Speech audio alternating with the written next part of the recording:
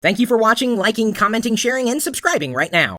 I know that so many of you think that Android users are antisocial, and I guess you're probably right. Then again, it's long been said that every geek is antisocial, whether you use an Android device or not.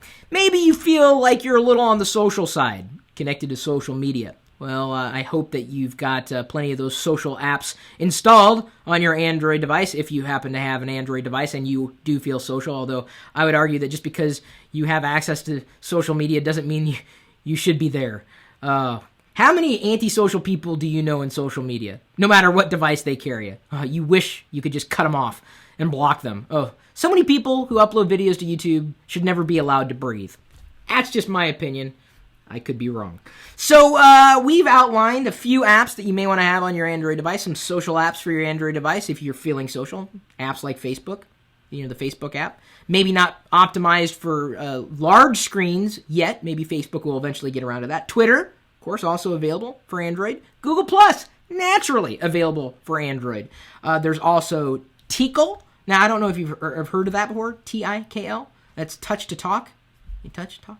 So it's kind of like, think about like push-to-talk messages. It's available on Android, and it's free. Heytel. I love Heytel. I use it on iOS. It's kind of like a little walkie-talkie thing. Again, like a push-to-talk. So it's kind of like Tikal. Only a lot of people use Heytel. You can connect your Facebook account to it, and it makes it easy to find your friends. Bump. And by the way, Bump, if you didn't know, it's available on Android, so you can bump your contact information and other data between iPhone users and Android users. But today, Bump announced the ability to transfer money by bumping phones. You don't have to really bump each other. You just kind of shake it at the same time, and then they connect, and like, wow, it worked. Google Voice, also available. And maybe at some point in the future, Google Voice will be integrated in a much more seamless fashion, not just with Android, but for any device, although I don't see that happening anytime soon. Get Glue, I know a lot of fans out there of Get Glue, is also available. Bacon Reader for Reddit. My wife, Fi, is a huge fan of, that's my nickname for my wife, she uses iOS, but she's a fan of Reddit. She shows me, she says, hey Chris, look at, and she shows me a picture, and I'm like, bleh! Like, why did you show me that? It's like, what happened, honey? Nothing, my foot fell asleep. Her foot fell asleep. I heard you kind of groan there, and I didn't know if it was a bad joke or what.